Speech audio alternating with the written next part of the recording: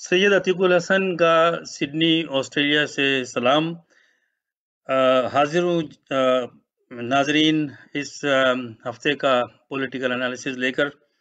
और आज का उन्वान है पाकिस्तान बदउनवानियों, नाइंसाफियों और जराइम का माशरा कैसे बना। टॉपिक बहुत लंबा है, मैं उसको सिमटाने की और उसको कुछ वक्त में पेश करने की कोशिश करूँगा। लेकिन इससे पहले कि मैं पाकिस्तान में होने वाले रोज़ाना की बुनियाद पर जराइम, नाइंसाफ़ियों, बदउनवानियों का ज़िक्र करूँ, मैं आपके सामने एक ताज़ा बच्चे की वीडियो पेश करना चाहता हूँ और फिर कुछ झलकियाँ जो कराची में सैलाब और बारिश और उसके बाद सैलाब आया, उसकी कुछ झलकियाँ मैं पेश करना चाहता हूँ क्योंकि आज का मेरा टॉपिक इसी मुनासबत से है। तो पहले आप आइए ये चीज़ देखिए जो मैं दिखाना चाहता हूँ आपको, फिर मैं इससे बात करता हूँ आपसे।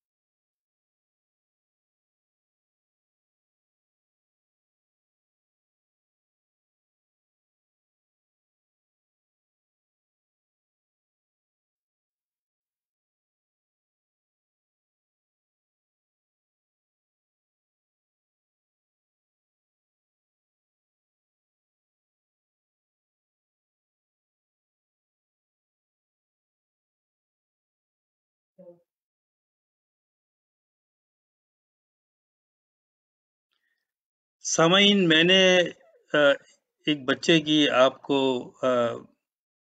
दाद व फरियाद सुनाई, सिंधी में थी और उसका मतलब ये था, बच्चा ये रो रो के गिड़गिड़ा के ये कह रहा था कि हमें साफ पानी तो दे दो पीने का। ये पानी वो पानी को दिखा के कह रहा था कि ये पानी पीकर मेरा मुर्गा मर गया। और गाँवों में सामई नाजरीन जो ये जो जानवर होते हैं या इस तरह के मुर्गे मुर्गियाँ, ये उनकी एक तरह से कारोबार भी होता है, उनकी ग़िज़ा भी होती है और अगर ये मर जाएँ तो उनका भी जो है ना अपनी ज़िंदगी बहुत मुश्किल में आ जाती है और वो भी उनकी भी लगता है कि अगर ये मर गए तो फिर हम भी मर जाएँगे। तो मैं समझ सकता हूँ कि उस बच्चा को कितना कर्ब है और क्या अब स्पीचलेस हो जाता है, अल्फ़ाज़ ख़त्म हो गए हैं इस कर्ब को बयान करने के लिए, इसकी क्या एनालिसिस करें, इसका क्या तज़िया करें, क्योंकि ये तस्वीर, ये बच्चे की दाद व फ़रियाद एक मुँह बोलता सबूत है, ये खुद एक कहानी है। इस पे कोई एनालिसिस की ज़रूरत नहीं है, इस पे कोई तबसरे की ज़रूरत नहीं है, इस पर कुछ वकालत करने की ज़रूरत नहीं है। ये ऐसी झलकियाँ हैं, ऐसी तस्वीर हैं जो सारी दुनिया में हमारे लिए, पाकिस्तानियों के लिए, हमारे माशरे के लिए, हमारे मुँह पे एक एक थप्पड़ है, हमारे मुँह पे, हमारे शर्म का मुकाम है, हम किसी को मुँह दिखाने के काबिल नहीं रहे जिस बच्चे ने बात की है। और मैं आगे फिर बात करूँगा कि इसके जो ज़िम्मेदार हैं, जिनके लिए बार-बार तकरीबन हर दफ़ा ये बात फिर आ जाती है कि हमारे जिन्हें हम सियासतदान कहते हैं, हमारा मुल्क उन डकैत और चोरों के हाथ में है।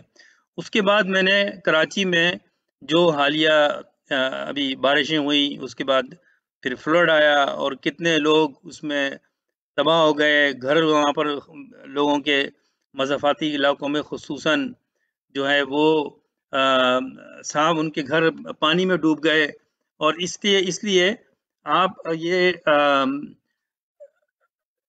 एक बहुत ही मुश्किल में लोग रहे हैं और उसके बाद में अभी तक हमारे जो हुकूमती इदारों के और सियासतदान, हुकूमत चलाने वाले जो हैं, वो सिर्फ़ बातें कर रहे हैं और क्लेम कर रहे हैं। देखिए आगे क्या होता है। उसके बाद मैंने फिर कुछ बच्चियों की तस्वीरें दिखाई आपको।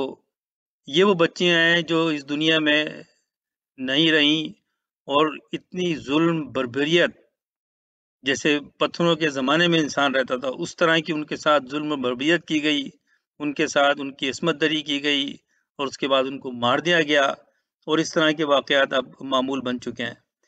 उसके बाद मैंने आपको कुछ एक तस्वीर और भी दिखाई जिसमें लोग फरियाद कर रहे हैं और लोग फरियाद तो रोज़ाना करते हैं। तो ये सारी चीज़ें मैंने आपको इसलिए दिखाई कि ये पाकिस्तान में रोज़ का मामूल है। यानी कि अगर आप क्राइम को, जैसे मैंने बताया, वो तो एक रोज़ाना की खबर है पाकिस्तान में एक नए क्राइम की, एक नए जराइम की, घिनौने किस्म के जराइम की। हर रोज़ पाकिस्तान की जो मीडिया है, पाकिस्तान के जो टीवी चैनल्स हैं, पाकिस्तान के जो अखबारात हैं, उसकी शह सुर्खियों से लेके उसके पेज नंबर 4 की न्यूज़ तक सारी इन जराइम की दास्तानी होती है हमारे पाकिस्तान की मीडिया में।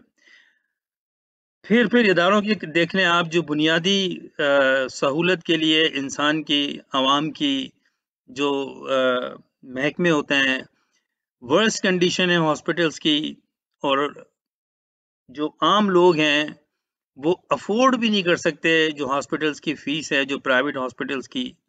और जो गवर्नमेंट के अस्पताल हैं, वहाँ पर वो हाल है कि वहाँ पर जानवर भी जाके उसको उनको आप नहीं छोड़ सकते हैं। वो उनका बुरा हाल, वहाँ पर गलाज़त, और अब बहुत सारे सिंध के इलाकों में अस्पतालों में पानी भर गया, फिर जानवर, फिर यानी कि बयान से बाहर चीज़ें हैं जो आप रोज़ाना की बुनियाद पर देखते हैं।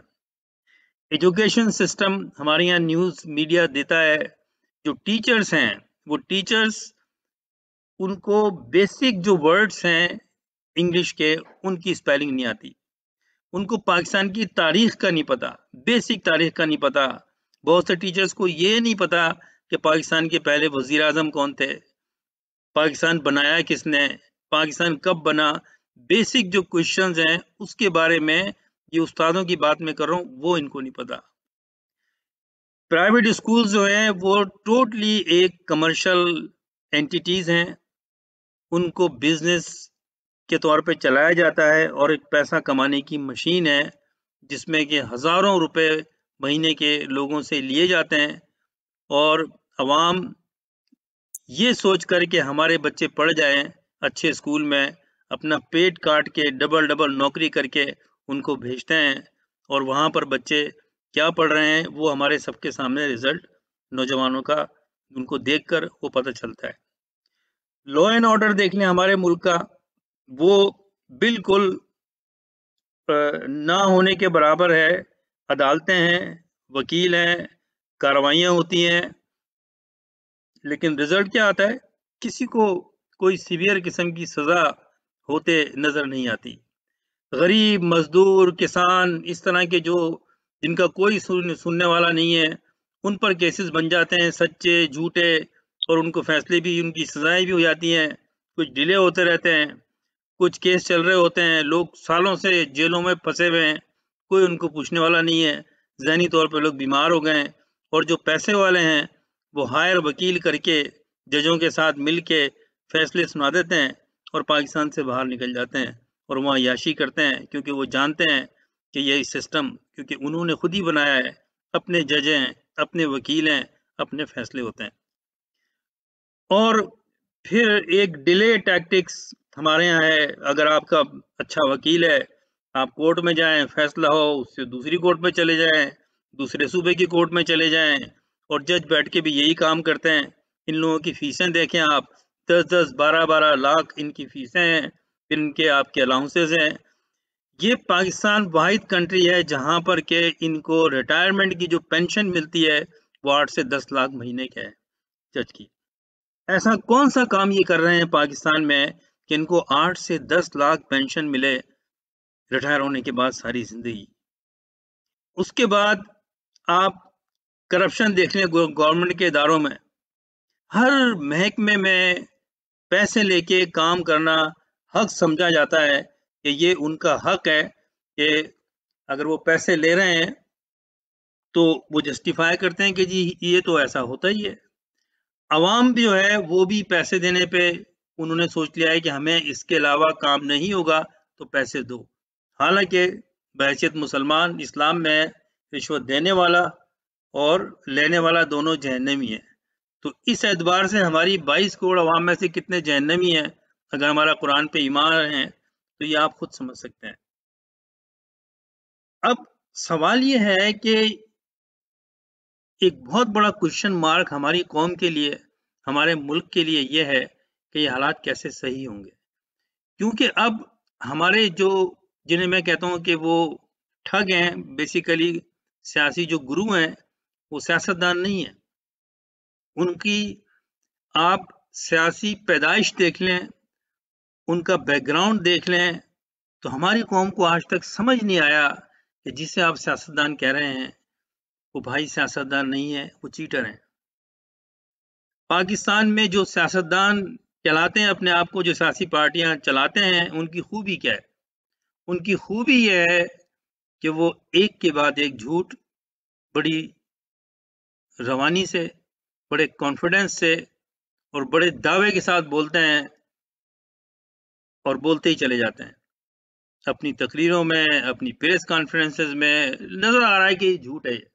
और उसके बाद दावे, फिर वादे, और उसके बाद फिर वादे, उसके बाद फिर वादे। तो ये एक डेली का मामूल बन गया है। और अब सवाल ये है कि पाकिस्तान के मुहिब्बे वतन दानिश्वर, मुहिब्बे वतन जर्नलिस्ट, मुहिब्बे वतन राइटर्स, पोएट्स, जो इंटेलेक्चुअल तबका है पाकिस्तान का, सिविल सोसाइटी, जो वाकई चाहते हैं कि पाकिस्तान सही हो और वो बोलते भी हैं, बात भी करते हैं, अब उनके लिए क्वेश्चन मार्क ये है कि क्या ये रोजाना जो हम ये काम कर रहे हैं, हम रोजाना आर्टिकल लिख रहे हैं, वीडियो पर मैसेज दे रहे हैं, लोगों को समझा रहे हैं, स्पीच कर रहे हैं, एक ही बात लगता है बार बार कही जा रही है, किसी पे असर भी हो रहा है? क्योंकि माशरा जो है वो दिन ब दिन पिछले 60 साल में उस नहज पे पहुंच गया है कि अब लोग ये कहते हैं कि ये माशरा सही नहीं हो सकता। तो सवाल ये है कि ये माशरा क्या सही वाकई नहीं हो सकता, और लगता यूं ही है। आज मैं इस पे आपसे बात करूंगा और उम्मीद है कि आप मेरी बात को गौर से सुनेंगे और उस पे अमल करेंगे, क्योंकि बजाय इसके मैंने सोचा कि मैं किसी वाक़े के ऊपर, अभी एक हाईवे पे, मोटरवे पे गुजरात से लाहौर जाते हुए एक लेडी का एक साथ एक रेप हुआ, और वो अभी मिस्टीरियस बना हुआ है वो, क्योंकि जो खातून है, विक्टिम है, वो उनको देखा नहीं, उनका पर्दे पे आई नहीं है वो, तो वो उनका क्या बयान है, क्या है, किसी को नहीं पता। मुलजिम पकड़े नहीं गए, दावे बहुत हुए हैं। तो मैं बैठ के उस पर भी 1 घंटे का प्रोग्राम कर देता, वही बातें जो पाकिस्तान के टीवी चैनल्स पे और अखबारात में मौजूद हैं। तो मेरा मकसद जो है, जो मैं प्रोग्राम करता हूँ, मेरा मकसद हरगिज़ ये नहीं होता कि मैं भी एक और शो करके अपनी पब्लिसिटी करूँ और मैं ये दावा करूँ कि जी मैं भी एनालिस्ट हूँ और मैं भी बोल सकता हूँ। किया जा सकता है, लेकिन उसका फ़ायदा क्या है? मैं ये कोशिश करता हूँ कि मुझ में जो भी थोड़ी बहुत नॉलेज है और जो मैं स्टडी करके देखता भी हूँ, उससे मैं ऐसी बात करूँ कि शायद किसी को ये सोच समझ में आए और कोई उससे फ़ायदा उठाए, मेरी बात का असर हो कि वाक़ई इस पे सोचा जाए। ये मेरे जो प्रोग्राम करने का जो मकसद होता है वो ये होता है। इसीलिए मेरे प्रोग्राम्स बड़े, उसमें बड़ी क्रिटिक्स होती है, उसमें, क्योंकि हकीकत जो है नाज़रीन वो तल्ख़ होती है। पाकिस्तान की हकीकत तल्ख़ है। पाकिस्तान की हकीकत में शर्मिंदगी है। पाकिस्तान की हकीकत में नदामत है। पाकिस्तान की हकीकत में झूठ है। पाकिस्तान की हकीकत में हर क्राइम है जो हो रहा है आजकल। तो हमें जब तक सच को सच नहीं बोलेंगे, पहली चीज़ तो ये है, तो उसको एक्सेप्ट नहीं करेंगे, उस वक़्त तक हमारा ज़हन तैयार नहीं होगा कि ये सिस्टम बदलना चाहिए। अब ये सिस्टम कैसे बदलेगा?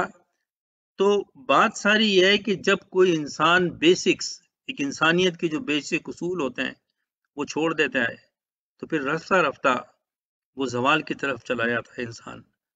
और अगर ये बहुत से लोग कर रहे हैं और फिर पूरी कौम इसमें लग जाए, तो पूरा माशरा तबाह हो जाता है, ख़त्म हो जाता है, सफाए हस्ती से मिट जाता है, तारीख में चला जाता है, और उसके बाद जुग्राफिये बदल जाते हैं, मुल्क बदल जाते हैं, सरहदें बदल जाती हैं और वो कौम खत्म हो जाती है। उनकी निशानियां शायद रह जाएं, जो आज भी हम बहुत सी, जब आर्कियोलॉजिकल डिपार्टमेंट कुछ दरियाफ्त करता है तो बहुत से शहर नजर आते हैं, मिलते हैं। एक जमाने में वो जिंदा शहर थे, वहाँ लोग रहते थे, और वो आज फसाना बन गए, आज वो हिस्ट्री बन गए, कहानी बन गए। क्या सच था उसमें, क्या झूठ था, कैसे तबाह हुए, कुछ नहीं पता, लेकिन ये पता है कि वहाँ एक शहर था जो तबाह हो गया। हमारे बेसिक्स क्या है कि पाकिस्तान, और इसका इलाज भी यही है कि क्योंकि हमने बेसिक्स, जो उसूल थे, जो नजरिया था, जिसकी बुनियाद पे पाकिस्तान बना था, हमने पाकिस्तान बनने के पहले 10 साल में उसको लात मार के एक तरफ कर दिया और एग्जैक्टली वही करना शुरू कर दिया जिसकी जिसकी वजह से पाकिस्तान वजूद में आया था। हमारे जो फाउंडर ऑफ पाकिस्तान थे, कायदे आजम मोहम्मद अली जिन्ना, उन्होंने क्या कहा था, ये देखिए, मैंने स्क्रीन पे उनका एक कॉल आपके सामने पेश कर रहा हूं। मुझसे अक्सर पूछा जाता है, ये कायदे आजम मोहम्मद अली जिन्ना जो इस मुल्क के बानी थे, जिस पे किसी को शक नहीं है और ना होना चाहिए, और यकीन है कि आप इसको इस तरह से इसको पढ़ेंगे कि ये हैं हमारे बानी, ये बाबा हैं, ये वो हैं जिन्होंने ये मुल्क बनाया था। वो क्या कह रहे हैं? वो कह रहे हैं, मुझसे अक्सर पूछा जाता है कि पाकिस्तान का तर्ज हुकूमत क्या होगा। पाकिस्तान के तर्ज हुकूमत का तयन करने वाला मैं कौन होता हूँ? कायदे आजम मोहम्मद अली जिन्ना कहते हैं, मुसलमानों का तर्ज हुकूमत आज से 1300 साल कबल कुरान करीम ने वजाहत के साथ बयान कर दिया था। अल्हम्दुलिल्लाह कुरान मजीद हमारी रहनुमाई के लिए मौजूद है और क़यामत तक रहेगा। ये कहा था बानी पाकिस्तान ने। और अब मुझे आप ये बताइए, क्या हमारी अवाम कायदे आज़म के कौल को पढ़ती है? क्या हम लोग जाकर ये चोर उचक्के लुटेरे झूठे मक्कार किस्म के लोग जो सियासतदान कहते हैं और सियासी पार्टियां चलाते हैं, उनके जलसों में जाके बैठ जाते हैं, उनको टीवी पे सुनते हैं, उनकी प्रेस कॉन्फ्रेंस, सब जो भी हैं, मौजूदा हुकूमत से लेके और 1958 में अयूब खान तक, या अयूब खान से लेके आज तक जो भी हैं, हम बड़े मजे ले लेके हुक्मरानों की बातें सुनते हैं। क्या किसी हुक्मरान ने पाकिस्तान में रेवोल्यूशन लेकर आए? और जो थोड़ा बहुत नजर आया तो उसके पीछे भी कोई साजिश थी? तो हमें, क्या हमारी कौम, हम पढ़े लिखे लोग कायदे-ए-आज़म को स्टडी करते हैं, उनके कॉल को पढ़ते हैं? आज ये बहस हो रही है कि जी ये आइन, वो आइन, फलाना आइन, ये तरमीम, वो तरमीम, रियासत मदीना, फलाना, ये ढिमका। मैं पूछता हूँ, यकीन से आप मुझे बताइए, क्या ये बातें पूरी हो रही हैं जो ये कहते हैं? क्या ये रियासत मदीना बन रही है? और मैं खाली ये इस हुकूमत की, इमरान खान की बात नहीं कर रहा, मैं 1957 से बात कर रहा हूँ। ये 1958 से जब पहला मार्शल लॉ लगा, हमारे पहले वजीर आजम को, लियाकत अली खान को, जो बानी पाकिस्तान के साथ थे, जिन्होंने अपनी करोड़ों की जायदाद पाकिस्तान के नाम कर दी, आज उनकी पर्सनल जो प्रॉपर्टी थी उस पर एम्बेसीज कायम है हिंदुस्तान में। पाकिस्तान में बड़े बड़ी जगहों पे उनकी जो महकमे वो बने हुए हैं, उनको गवर्नर हाउस जो था पाकिस्तान कराची में, वो उनका नाम पे, उनकी प्रॉपर्टी थी।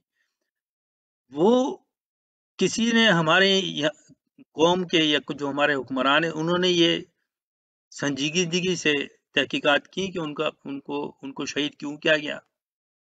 क्या हम उनकी शहादत शायाना शान तरीके से मनाते हैं जिसके वो अहल थे? जो कौम अपने सच्चे लीडरों को साइड में रखकर जाली किस्म के लीडरों को लेकर आए और वो झूठ पे झूठ बोलते जाएं, और हमारी कौम सोशल मीडिया पे बैठ के उनको डिफेंड करे, ये जानते हुए भी कि वो झूठ बोल रहे हैं और वो अपने वादे पूरे नहीं कर रहे, फिर भी उनको डिफेंड करना है। जब हमारी कौम का एटीट्यूड ये होगा तो फिर क्या होगा? और ये एटीट्यूड क्यों है? उसकी एटीट्यूड की वजह ये है कि जो बातें हमारे बाबा कौम ने, हमारे मुल्क के बानी ने बताया था, उस पे अमल नहीं करते। हमारे बानी ने क्या कहा था? उन्होंने 3 वर्ड्स दिए थे पाकिस्तान की कौम को, यूनिटी, फेथ एंड डिसिप्लिन।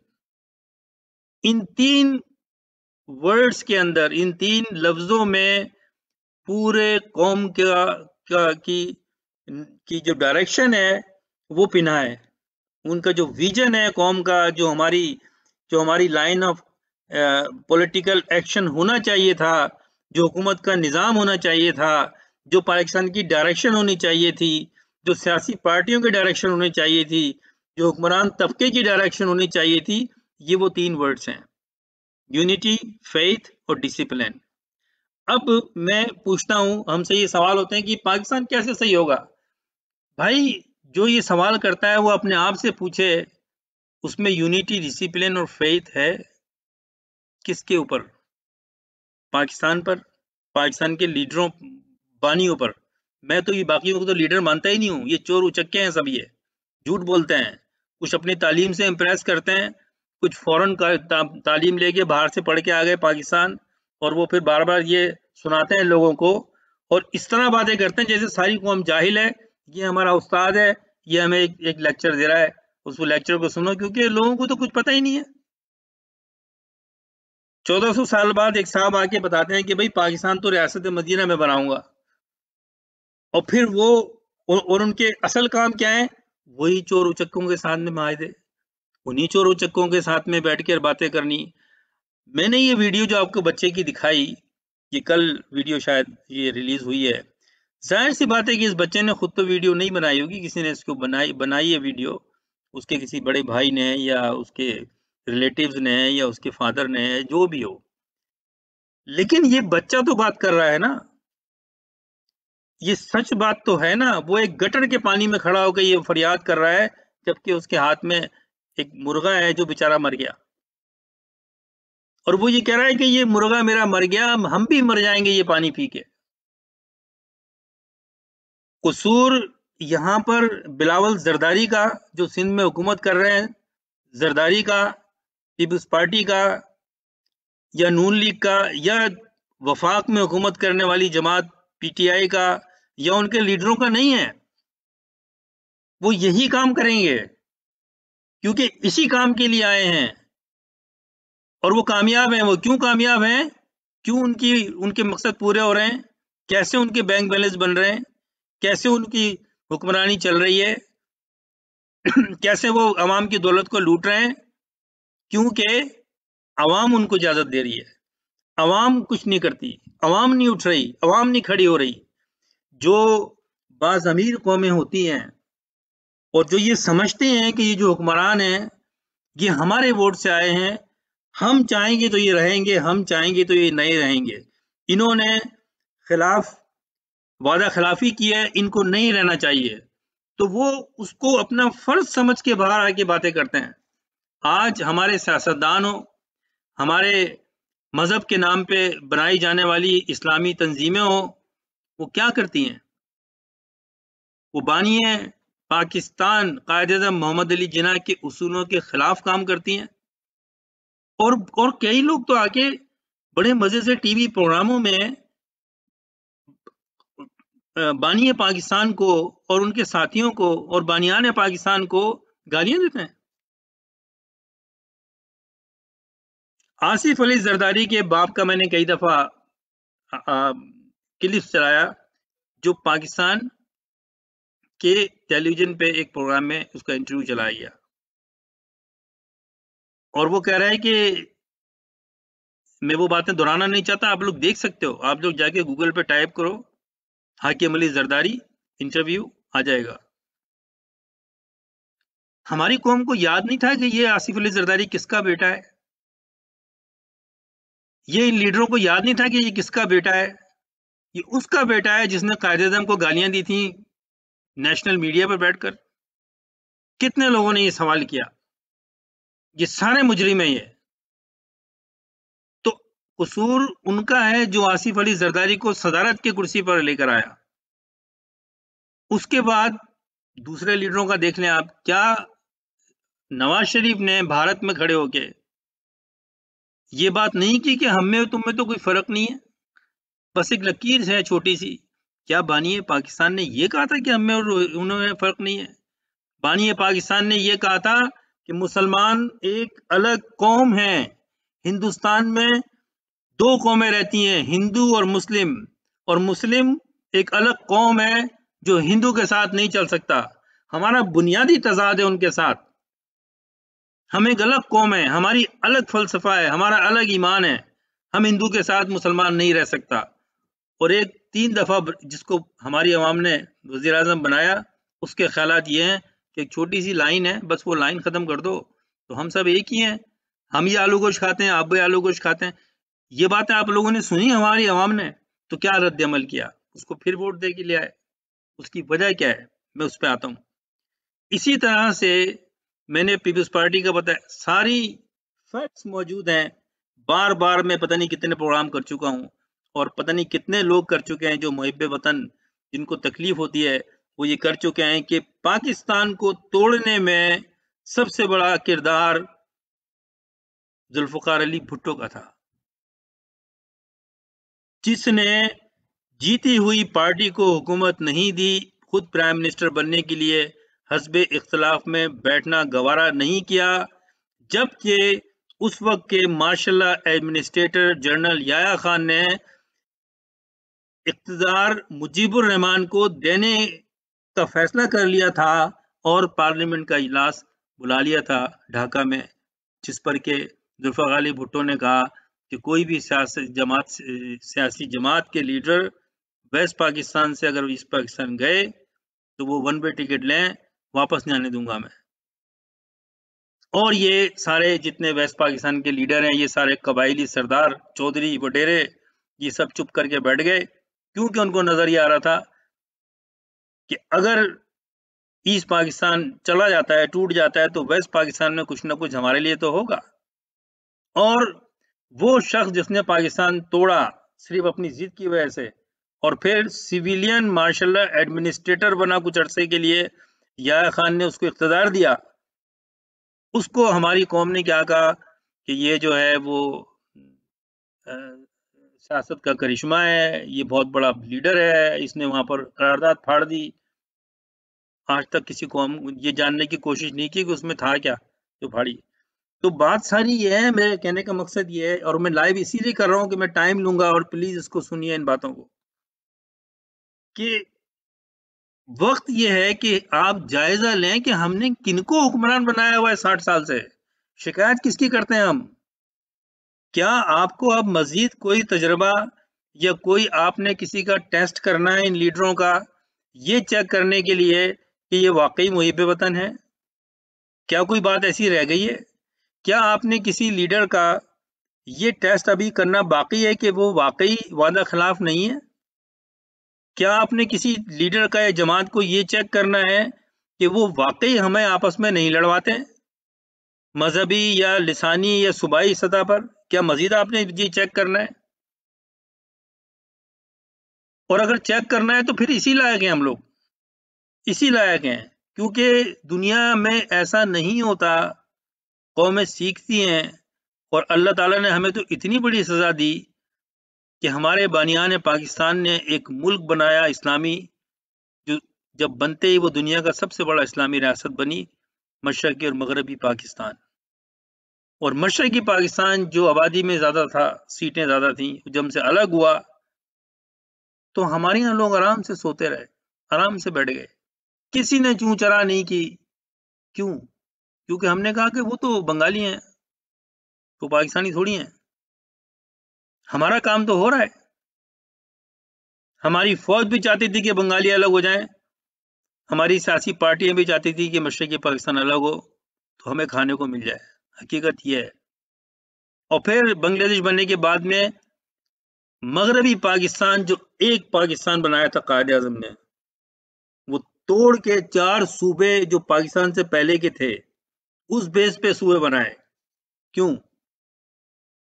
क्यों बनाए? वो सूबे तो लिसानियत की बुनियाद पे थे, कल्चर की अपनी उनका चीज थी। आपने पंजाब, बलूचिस्तान और नॉर्दर्न फ्रंटियर और सिंध, आपने एडमिनिस्ट्रेटिवली नहीं सोचा उस वक्त, वरना आप वही 4 सूबे नहीं रखते। आप एडमिनिस्ट्रेशन को देखते कि कितनी हमें जरूरत है बनाने की। एक पूरा फेडरल, जो एक पूरी फेडरल पाकिस्तान जो है, हुकूमत जो है वो नहीं चलाई जा सकती, तो उसको छोटे छोटे इंतजामी सूबों में हम डिवाइड करें। आपने वही 4 क्यों बनाए? क्या कभी हमारी आवाम ने ये सोचा? जो आज लोग नारे लगाते हैं कि भाई सूबे होने चाहिए, क्यों नहीं होने चाहिए? क्या हम ये सोचते हैं कि ये सूबे बनाने से आवाम को फायदा है, ये हुक्मरानों को फायदा नहीं है? क्या हम सोचते हैं? नहीं सोचते हम। पंजाब की 12 करोड़ की आबादी है, और वहां पर वो सूबे जो पाकिस्तान से पहले सूबे थे, रियासतें थी अलग, खैरपुर, वहां पर जो है आ, कई सूबे, जो सूबे हैं उनमें कई रियासतें थी। भावलपुर अलग रियासत थी, पंजाब में नहीं था। खैरपुर सिंध में अलग रियासत थी, सिंध में नहीं था। उमरकोट अलग रियासत थी, सिंध में नहीं था। तो हुक्मरानों ने, उसमें फौजी हो या सियासतदान हो, जो सियासतदान है नहीं, बेसिकली वडेरे, सरदार, चौधरी, जागीरदार, जो पाकिस्तान से पहले थे और अपने मफाद के लिए वो शामिल हुए पाकिस्तान के बनाने में, और उसके बाद से आज तक वो पाकिस्तान पे काबिज हैं। और फौज जो है, उसका जब अपना मुफाद होता है तो वो किसी को भी लीडर बना देती है। आप जिनको लीडर कहते हैं, आज पाकिस्तान में जो लीडर हैं, जुल्फकार अली भुट्टो, फौज की पैदावार। हम कहते हैं, हम बहस करते हैं, लेकिन हमें शर्म नहीं आती कि हम पे कर क्या रहे हैं, फिर हमने क्या किया। उसके बाद उसकी बेटी, एंटी पाकिस्तानी एक्टिविटीज, तालिबान के खिलाफ, वहां पर तालिबान के खिलाफ अमेरिका को रिपोर्ट दे दी उसने, अभी जब उसका मर्डर हुआ, जिस बेस पे आईएसआई जिसमें इन्वॉल्व थी, जो कहा जाता है, मुझे नहीं पता इसका, लेकिन हमारे यहाँ तो किसी का मर्डर हो जाए तो वो शहीद हो जाता है। भाई आपके काम कैसे हैं? जो आपको, किसने मारा आपको? कोई तो वजह होगी। लियाकत अली खान की इंक्वायरी हुई तो वो सीआईए ने जो फाइलें, जो कॉन्फिडेंशियल डॉक्यूमेंट थे, जब वो डिस्क्लोज हुए, वो अनक्लासिफाइड हुए, तो पता चला कि लियाकत अली खान ने अमेरिका की बात नहीं मानी थी। उन्होंने कहा हम आज़ाद मुल्क हैं। और एक हमारे लीडर थे जो पाकिस्तान का सौदा करके इक़्तिदार में आना चाहते थे। तो पाकिस्तान से जो खेलेगा, अल्लाह ताला उससे पूछेगा, और ऐसा हो रहा है आज तक और होगा आगे भी, कि लोग पाकिस्तान के लिए लाखों लोगों ने कुर्बानियां दी हैं, लाखों लोगों ने, बेलौस, जिसकी मिसाल दुनिया में नहीं मिलती। तो सवाल ये है कि पाकिस्तान में बदउनवानियां, नाइंसाफियों और जराइम कैसे बन गया? क्योंकि नजरिया पाकिस्तान, बानी पाकिस्तान, जिस तरह पाकिस्तान को चलाना चाहते थे, उनके जो कौल थे, उनके जो उसूल थे, उनको हमने एक तरफ रख दिया। पाकिस्तान का आइन 1956 में बन गया था, पाकिस्तान में डेमोक्रेसी थी, पाकिस्तान में 1947 से 1957 तक डेमोक्रेसी चली है, और बड़ी अच्छी तरह चल रही थी। मसले थे, मसलों को पार्लियामेंट में लाया जा रहा था, उन मसलों को डेमोक्रेटिकली पार्लियामेंट से में हल करना चाहिए था, लेकिन मुफाद परस्ती, अपनी अना, अपनी पॉलिटिक्स, अपनी कुर्सी आगे रखी गई, और मेजोरिटी के होते हुए बंगालियों को, मशरकी पाकिस्तान की आवाम को, उनकी बातें नहीं मानी गई। और फिर क्या किया कि जब नहीं मानी गई तो वहां मार्शल लगा के उनको बंद कर दिया, या उनको भगा दिया। और फिर जो हुआ, अयूब खान से शुरू होती है हिस्ट्री, और फिर अपनी मर्जी के लीडर बनाए गए फौज ने, अपनी मर्जी के। हमारी तारीख बहुत दर्दनाक है। पाकिस्तान मुस्लिम लीग, जिसने पाकिस्तान बनाया, जो पहले ऑल इंडिया मुस्लिम लीग थी, फिर जब पाकिस्तान बन गया तो वो पाकिस्तान मुस्लिम लीग बन गई। उसके खिलाफ पार्टी बनाई गई। किसने बनाई? पहले मार्शल एडमिनिस्ट्रेटर अयूब खान ने। तो हमारे जो अपॉर्चुनिस्ट लोग थे उसमें चले गए और उन्होंने जनाब एक फैब्रिकेटेड सा इलेक्शन, धांधली ज़्यादा इलेक्शन करा के बानी पाकिस्तान की हमशीरा, मादरे मिल्लत, कौम की माँ को हमने इलेक्शन में हराया। ये मिसाल है हमारी कौम, ये वजूहात हैं। फिर करप्ट लोगों को, भुट्टो जैसे को लेकर आए, भुट्टो ने फिर अपनी मर्जी के लोग रखे और वहां से ये करप्शन शुरू हुई। क्योंकि जब जाती मुफाद की बेस पे हुकूमत में लोग आते हैं और अपना एजेंडा पूरा करते हैं तो वहां पर नाइंसाफी भी करेंगे। क्यों कि वहां पर जो अपॉइंटमेंट्स होंगे वो सियासी बुनियादों पर होंगे, अपने मुफाद पे होंगे, अपने लोगों को रखा जाएगा। पिछले 60 साल में पाकिस्तान की ब्यूरोक्रेसी, चाहे सूबाई सतह पे हो चाहे फेडरल सतह पे हो, उसमें जितने अपॉइंटमेंट हुए मैक्सिमम जो ब्यूरोक्रेट्स जो चलाते हैं मुल्क को, वो सियासी बुनियादों पे होते हैं। पाकिस्तान की पुलिस में सियासी बुनियादों पे अपॉइंटमेंट होते हैं, उसको सियासी बना दिया गया। पाकिस्तान का जो स्ट्रक्चर है, जो पाकिस्तान को चलाता है, पाकिस्तान की अदलिया, पाकिस्तान की पुलिस, पाकिस्तान का एडमिनिस्ट्रेशन, ये सब में सियासी बुनियादों पर अपॉइंटमेंट होते हैं। एक हुकूमत सियासी जमहूरी कह लें आप, सो कॉल्ड, जाती है, दूसरा आ जाता है प्राइम मिनिस्टर, वो अपने सेक्रेटरी रखना शुरू कर देता है जो उसकी पार्टी के हैं। क्या मुल्क इस तरह चलते हैं? क्या मुल्क इस तरह चलते हैं? हम डेमोक्रेसी की बात करते हैं। कायद-ए-आज़म ने कहा था कि कुरान और सुन्नत हमारी आइन है, हम मुसलमान हैं, हमारा कॉन्स्टिट्यूशन कुरान है, और 1956 में आइन बन गया था, उसको आगे चलाते। फिर हमारे यहाँ गलत किस्म की बातें शुरू की गई और हमारी यंग जनरेशन को उनको बताया गया। आज हमारी यंग जनरेशन का बदकिस्मती से यह हाल है कि उनको पाकिस्तान की सही तारीख का नहीं पता। उनको ये नहीं पता कि कौन हमारे सच्चे लीडर हैं और कौन हमारे झूठे लीडर हैं। आज जो पाकिस्तान में पॉलिटिकल पार्टीज हैं, ये सब चोर हैं, सब वादा खिलाफ हैं। इनका मकसद एक है कि इख्तिदार में कैसे रहना है।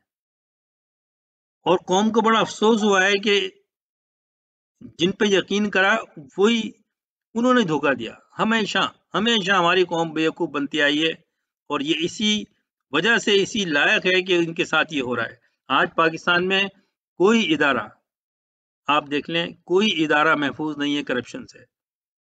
और जो बुनियादी जरूरियात के इदारे हैं, मिसाल के तौर पर अस्पताल हैं, एजुकेशन है, पुलिस है, लॉ एनफोर्समेंट एजेंसीज हैं, अदलिया हैं, ये सब नकारा हो गए। तो आप क्या समझते हैं कि ये नकारा आपने खुद किए हैं?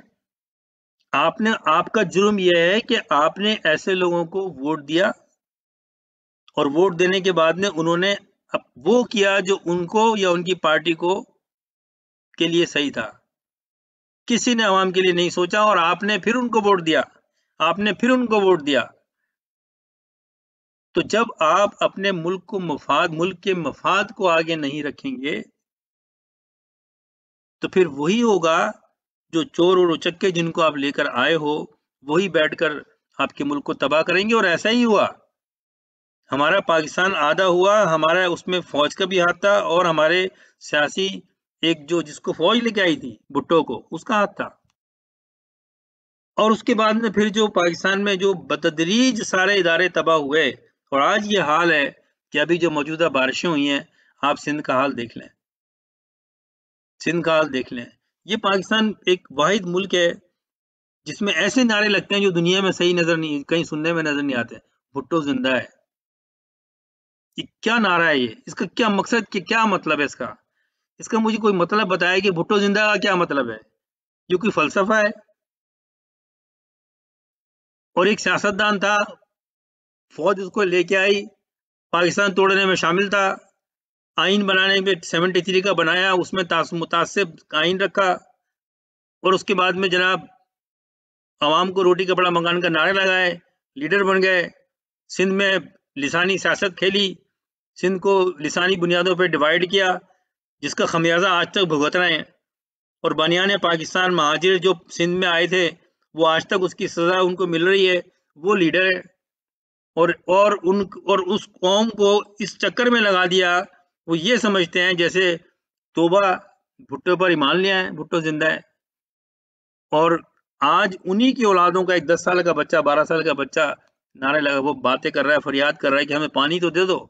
लेकिन इसी बच्चे के माँ बाप ने जीए भुट्टो पे वोट दिए हैं, क्योंकि हमारी इन इन इन हमारे चीटर्स ने, चोर उचक्कों ने, जो बेसिकली ये ठग है, इन्होंने हमारी कौम को एजुकेट नहीं किया, हमारी कौम से तालीम छीन ली, हमारी एजुकेशन सिस्टम कोलैप्स कर दिया। आज पाकिस्तान के नौजवान को पाकिस्तान की तारीख के बारे में कुछ नहीं पता, और पता है तो गलत पता है। आज हमारे बड़े बड़े, जो अपने आप को बहुत बड़े चैंपियन कहते हैं, मीडिया पर बैठ कर बड़े बड़े एंकर, बड़े बड़े सियासतदान कहते हैं भुट्टो शहीद, बेनजीर शहीद। ये प्रॉब्लम है, गलत कॉन्सेप्ट है। किस चीज के शहीद हैं ये? क्या क्या पाकिस्तान पे लड़ते हुए सरहदों पे शहीद हुए हैं ये? पाकिस्तान को दिफा करते हुए गोली खाई है इन्होंने? किस चीज के शहीद हैं ये? कोई इल्जामात था जब ही फांसी हुई है ना भुट्टो को, तो वो शहीद है, भुट्टो शहीद है। और फिर हमारी कौम को ये बताया जाता है कि भुट्टो को गलत फैसला हुआ, और हमारी कौम भी कहती है कि हाँ सही है। ये सारी चीजें हमें गलत सियासत, हमें गलत तारीख पाकिस्तान की बताई जाती है। हमारे जो पाकिस्तान को तबाह करने वाले लोग हैं, वो पाकिस्तान के लीडर बने, आज उनकी औलादें भी पाकिस्तान की लीडर हैं, और उन सब के कनेक्शन। और ये बड़े अफसोस से मैं बात कर रहा हूँ as a journalist, as a media analyst, क्योंकि मेरे पास ये इंफॉर्मेशन डॉक्यूमेंट्स हैं। पीपुल्स पार्टी एंटी पाकिस्तान की जो एंटी पाकिस्तान जो इंटरनेशनल एस्टेब्लिशमेंट है, जिसमें इंडिया सबसे आगे है, उनके साथ इनके कनेक्शन है, और कई जमातों के कनेक्शन है,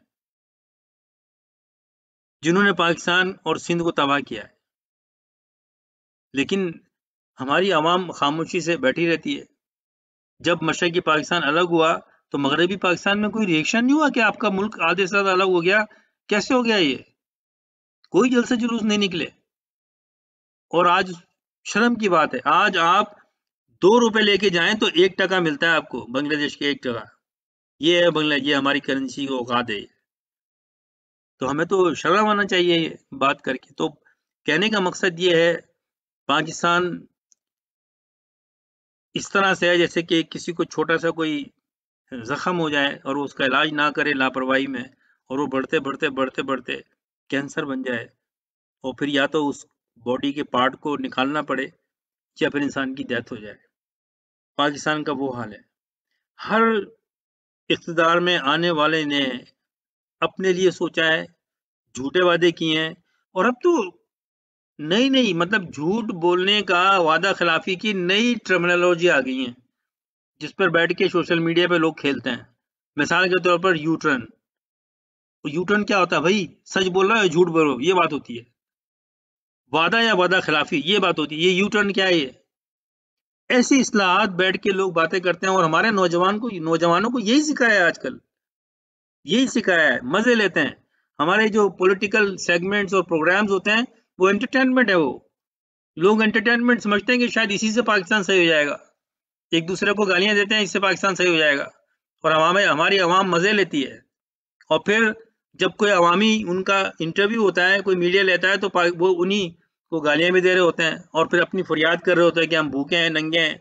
आज ये हाल है, आप किसी भी शहर में चले जाएं, कराची से लेके पेशावर तक, ना टाइम पे बिजली आती है, ना गैस मिल रही है लोगों को, ना पीने का साफ पानी है। ये बेगैरत लीडर, जो भी जिस पार्टी के भी हैं, जब जब से इख्तिदार में आए हैं, क्या इन्होंने सोचा कि सारी बातें एक तरफ, ये हाईवेज, ये नई कॉलोनी, ये 50 लाख मकान, 1 करोड़ नौकरियां, ये सारी बातें छोड़ें। पहली जिम्मेदारी क्या है आपकी? किसी भी हुकूमत की, किसी भी सिविल हुकूमत की पहली प्राइमरी बेसिक जिम्मेदारी क्या है? कहां से चीजें शुरू होती है? अगर ये माशरा सही होना है, कोई भी बिगड़ा हुआ माशरा सही होना है, तो उसका पहली सीढ़ी क्या है? मैं सवाल करता हूँ, क्या चीज है जो सबसे पहले की जाए, जो सबसे पहले, जो जिसका तो पहला स्टेप है कि वो स्टेप होगा तो दूसरे स्टेप होंगे, वरना कुछ भी सही नहीं होगा। वो है इंसाफ, अदल इंसाफ। सबसे पहली सीढ़ी है किसी भी माशरे को सही करने की, अदल और इंसाफ। किसी ने क्राइम किया तो वो बच नहीं सकता। देन एंड देयर फैसला, देन एंड देयर फैसला। आज पाकिस्तान में ये बहस जारी है कि क्योंकि ये रेप के केसेस हुए हैं तो और सख्त और सख्त कानून बनाओ ताकि इनको इबरतनाक सजा हो। तो मेरा जवाब ये है कि जो ऑलरेडी कानून बने हुए हैं, हर चीज का कानून बना हुआ है, हर जुर्म का पाकिस्तान के आईन में एक सजा है, जिसकी बुनियाद पे पाकिस्तान में अदालतें चलती हैं, जिसकी बुनियाद पे ये जज बैठ के लाखों रुपए की सैलरी लेते हैं। हर हर है, हर जुर्म की सजा है। वो आपके ख्याल में कम हो या ज्यादा हो या अलग बात है, सजा हर जुर्म की है। क्या वो हो रही है? क्या बड़े बड़े स्मगलरों को, मनी लॉन्डर्स को सजा हुई? किसी को लटकाया?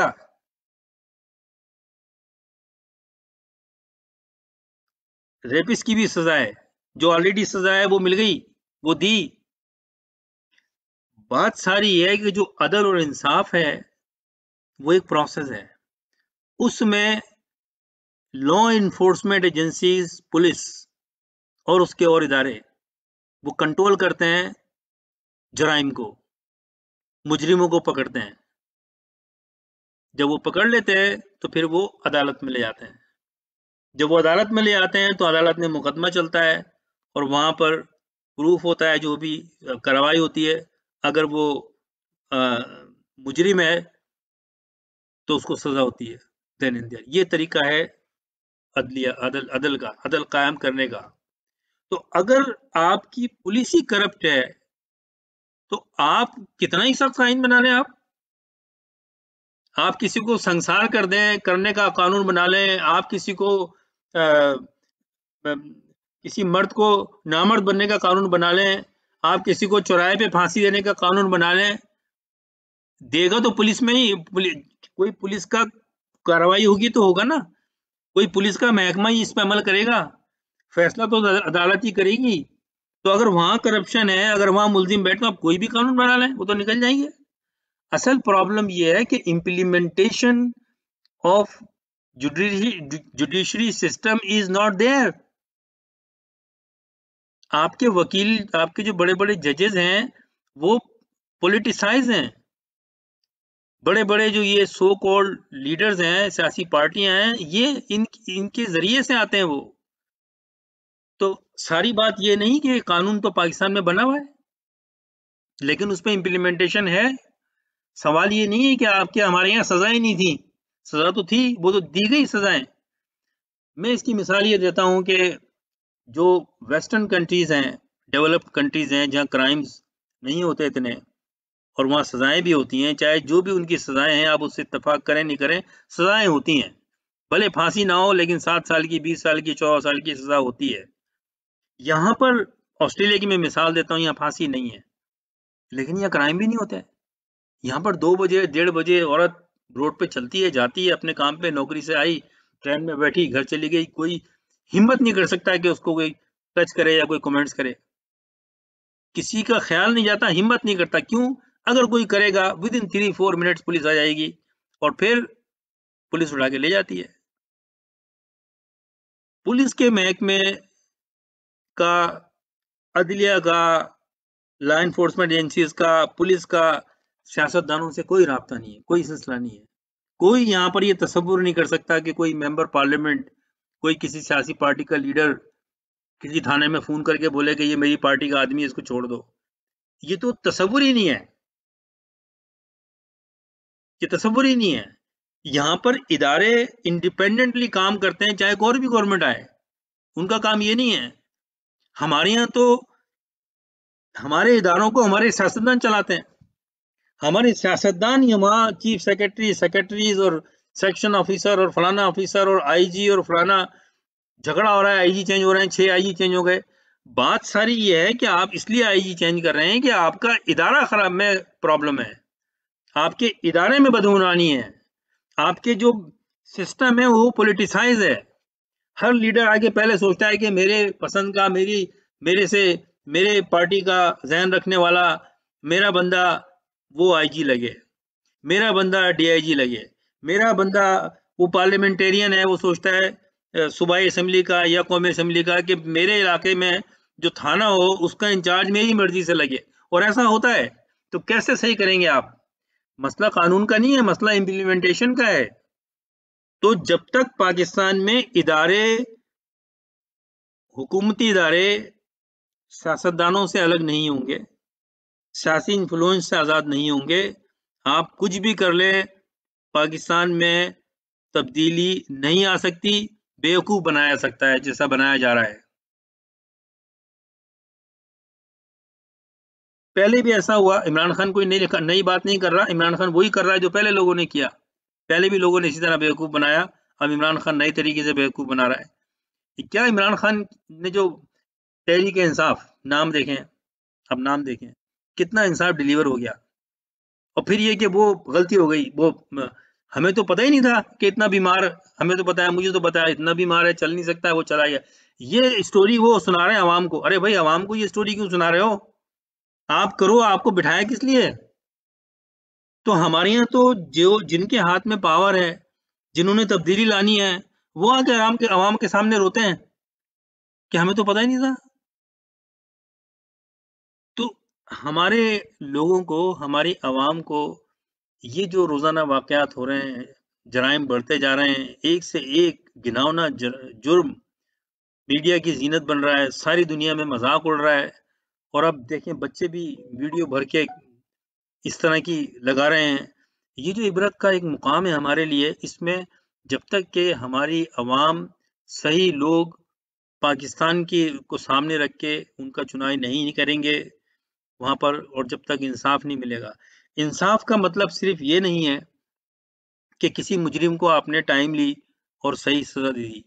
इंसाफ का मतलब यह है कि आपने माशरे में मेरिट, इंसाफ कायम करना है।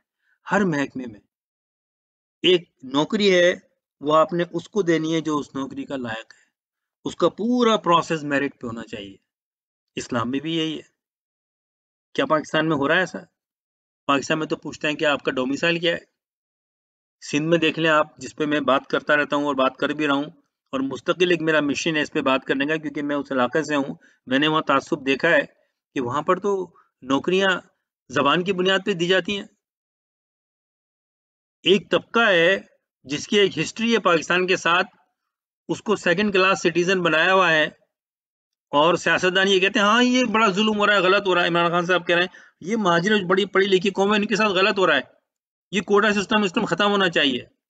और उसके बाद में जब उनको ये नजर आया कि उनकी सीट जो है वो थोड़ी इधर उधर हो रही है, उनकी हुकूमत, तो उन्होंने उन्हीं चोर उचक्कों से, उन्हीं मुतासिब लोगों से, उन्हीं मुतासिब सियासतदानों से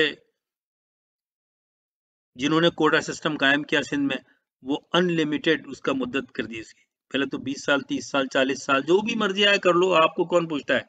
एक लोग है, कम्युनिटी में है, 15-20% है, उनको आप मारो, उनको आप कुछ भी करो, उनको आप समंदर में फेंक दो, क्योंकि आप कर सकते हो, ये आप करो। ये पाकिस्तान में कानून है, might is right, might is right.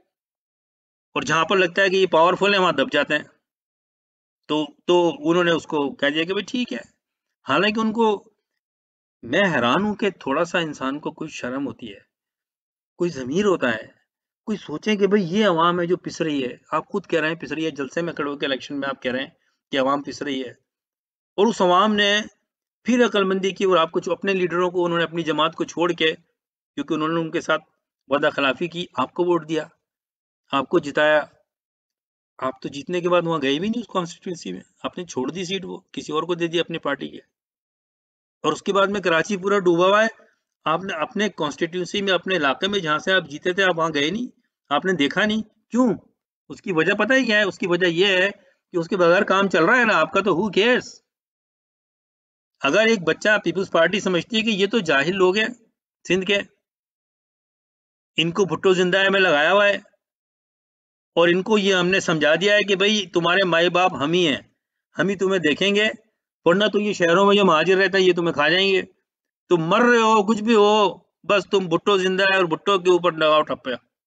और फिर अपनी मर्जी में थाने में लोग बिठाए होते हैं, अगर किसी और को वोट देंगे तो वो उनको उठा के, उनकी औरतों को उठा के बंद कर देंगे, ले जाएंगे, ज्यादतियां करेंगे, इस खौफ से आके वो वोट दे देते हैं।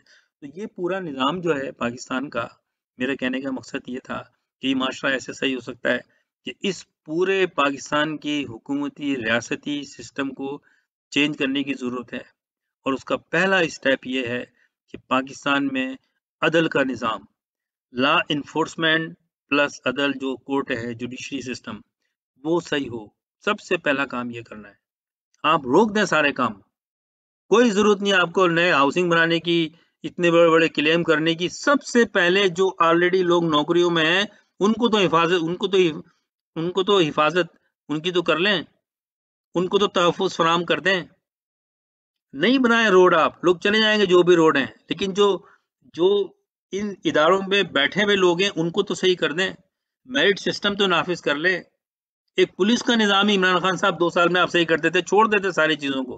हाँ, आप कहते हैं मेरी पार्टी तहरीक-ए-इंसाफ है, मैंने इंसाफ को डालना है, शुरू करना है और मुल्क के अंदर मैंने इंसाफ लाना है, कोई कंप्रोमाइज़ नहीं करना और जिस दिन मुझे लगा कि नहीं होगा, मैंने आके आवाम से बोलना है कि भई मैं आपसे माफ़ी माँगता हूँ, ये एक बहुत करप्ट सिस्टम है, मैं नहीं कर सकता, मैं वापस जा रहा हूँ।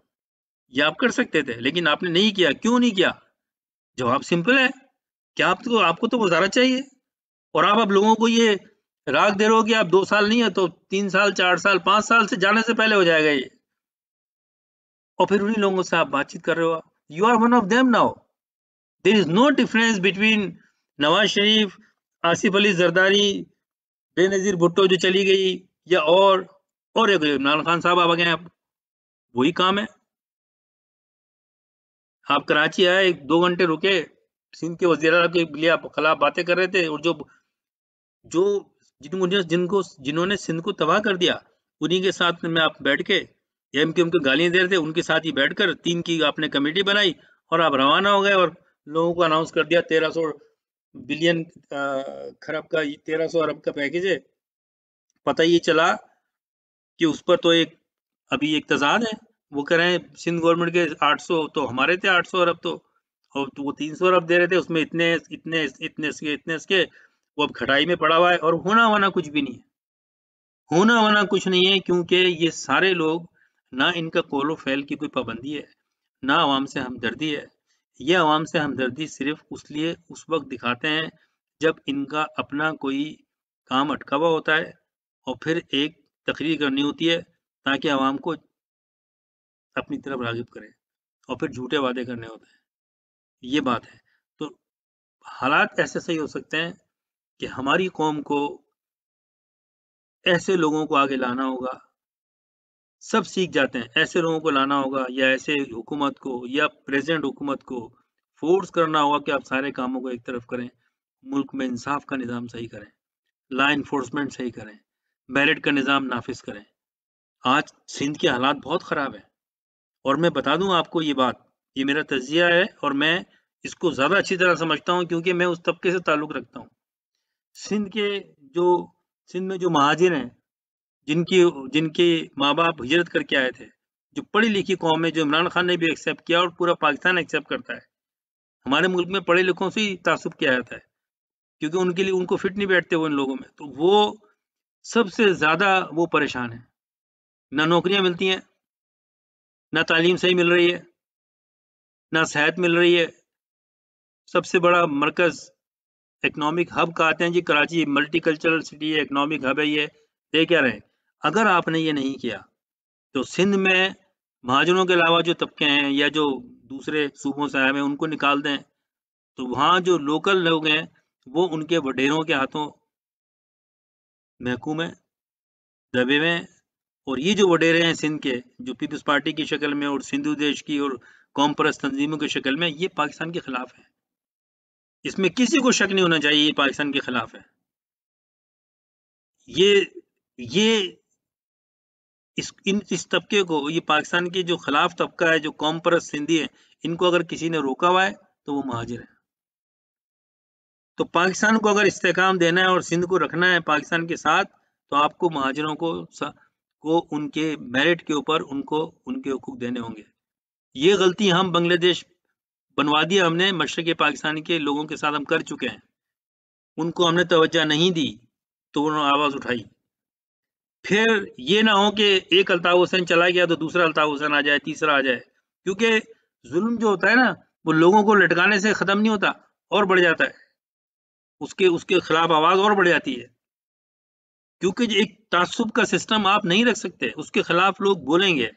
आप किसी को लटका देंगे, किसी पे एब्डोमेन लगा देंगे, किसी को मुल्क बदर कर देंगे, यही आपने मुजीब के साथ किया, तो आप क्या समझ रहे हैं कि लोग खामोशी से बैठ जाएंगे? नहीं बैठेंगे, और ज्यादा रिएक्शन के साथ में लोग आएंगे। आपने मैं किसी पार्टी की हिमायत नहीं करता, और बहुत सी बातों पे मेरा अपना खुद इख्तलाफ रहा एमकेएम से और अल्ताफ हुसैन से, और फिर उसके बाद में जब पाकिस्तान के खिलाफ नारे लगाए तो पूरी महाजिर कौम ने उसके खिलाफ बात की। ये पहली मिसाल है पाकिस्तान की। वरना केपीके में चले जाएं, पठानों के जो लीडर हैं कई, वो पाकिस्तान के खिलाफ नारे लगाते हैं, पाकिस्तान के खिलाफ बातें करते हैं। कई बलोच हैं जो पार्लियामेंट में पाकिस्तान के खिलाफ बात करते हैं, उनकी आवाम ने उनको छोड़ा नहीं है, वो अभी भी अपनी पार्टियां चला रहे हैं। वो ये वाहिद केस था एमकेएम जिसकी इतनी स्ट्रॉन्ग मैंडेट था, और सारी सीटें वो लेके जाते थे, और पूरे जितने महाजिर कौम थी उसके पीछे खड़ी हुई थी मेजोरिटी में। वो कहता था कि खड़े हो जाओ तो खड़े जाते थे, और बैठ जाओ तो बैठ जाते थे। जैसे ही पाकिस्तान के खिलाफ उसने नारा लगाया, लोगों ने उसको छोड़ दिया। ये है महाजिर कौम। कोई और एग्जांपल दे दे मुझे पाकिस्तान की किसी और किसी कौम की इस तरह की एग्जांपल नहीं मिलती। आज भी लोग जो है वो कहते हैं भुट्टो जिंदा है, आज भी लोग नवाज शरीफ पैसे खाकर भाग गया, पूरा खानदान उसका वहाँ मेफेयर में बैठे हुए वहाँ पर अपने वो उस पे आज वो आ, लेकिन अभी भी पंजाब में लोग उसको साथ दे उसका उसके पीछे नारे लगाते हैं, धमाल करते हैं। तो हमें अपने लीडरों, ये जो लीडर हैं, पहली बात तो ये लीडर नहीं है, सही क़यादत को सामने लाना होगा, और ये जुल्म और ज़्यादती के खिलाफ खड़ा होना होगा लोगों को, पाकिस्तान की यकजहती के लिए खड़ा होना होगा, और माशरा हमारा सही होगा जब हम मुल्क में इंसाफ अदल को कायम करें, और सजाएं हों, लोगों को लटकें। हम बातें तो करते हैं, कितने लीडर लटका दिया आपने, वो तो केसों में घुमाए हुए हैं। आपने पहली दफा दुनिया में हुआ है कि कोई कन्विक्टेड आदमी, यानी कि किसी को सजा हुई, फिर वो जेल चला गया, जेल में सजा काट रहा है, उसको बाहर निकाल के भेज दिया आपने, और वो अभी लीडर है, अभी भी वो लीडर है, और जनाब वो लीडर साहब वहां से कॉल करेंगे, अब सुनने में आ रहा है वो कौन करेगा, वहां से तहरीक चलाएगा। तो फिर आप अल्ताफ हुसैन को भी छोड़ दें, उसने भी तो यही काम किया है, फिर आप दूसरे जितने सब हैं उनको छोड़ दें। ये खामखा की बातें हैं। जब तक आप पनिशमेंट नहीं देंगे, किसका इंतजार था आपको? क्या आपने किसी और जेल में किसी मुजरिम को जिसको सजा हुई भी हो, अगर वो बीमार हो, तो इस बेस पे छोड़ दिया आपने उसको? तो फिर कैसे छोड़ दिया? अगर आपको ये पता भी था कि ये मर रहा है, मरने देते उसको, सजा हुई भी, आप कौन होते छोड़ने वाले? अदालत ने सजा दी है उसको।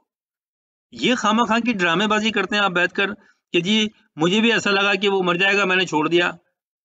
क्यों छोड़ दिया आपने भाई? आपको इसलिए बिठाया गया कुर्सी पे कि आप अदालत मुजरिम को सजा देती है, एक एक उसको सजा होती है, वो जेल जाता है, और आपसे वो अपील करता है, और आप उसको छोड़ देते हैं मेडिकल ग्राउंड में। आपने तो उसको बीमार नहीं किया, अपनी हरकतों से हुए ना, तो छोड़ दें जो भी होगा उसका। ये है मेरिट। इंसाफ सबके लिए बराबर होना चाहिए। क्या पाकिस्तान में और जो जुर्म के जो सजा याफ्ता मुजरिम जेलों में हैं, वो बीमार होते हैं तो छोड़ देते हैं उनको आप लोग? या जेल हुक्मरान, जेल के जो इदारे हैं, जो उनके सिस्टम है, वो छोड़ देता है? तो कैसे छोड़ दिया आपने इतने बड़े मुजरिम को, जिसने पाकिस्तान लूटा, पाकिस्तान का पैसा लूटा, और आप कह रहे थे, और आपने कहा मैं इनको सजा दिलाऊंगा, आपने छोड़ दिया। और बाकी जो हैं उनको भी आप बड़ा प्रोटोकॉल दे रहे हैं, पुलिस साथ जाती है, उनकी आती है, जो मनी लॉन्ड्रिंग में इन्वॉल्व है। तो ये इस तरह नहीं चलेगा, और पाकिस्तान का जो मुस्तकबिल है वो खतरे में हो जाएगा अगर इस तरह से पाकिस्तान चलाया, क्योंकि ये सारे जितने भी लोग हैं जो खास करके आज गवर्नमेंट से बाहर बैठे हुए हैं, इमरान खान साहब, ये पाकिस्तान के दुश्मन हैं। इस बात को जहन में रखें। आपकी तो कुर्सी जाएगी जाएगी, लेकिन अफसोस ये है कि पाकिस्तान को खतरा होगा। मैं इसी के साथ आज का ये प्रोग्राम ख़त्म करता हूँ, और मुझे फीडबैक दीजिएगा अगले हफ्ते फिर संडे को हाजिर होऊंगा। अल्लाह हामिद व नासिर।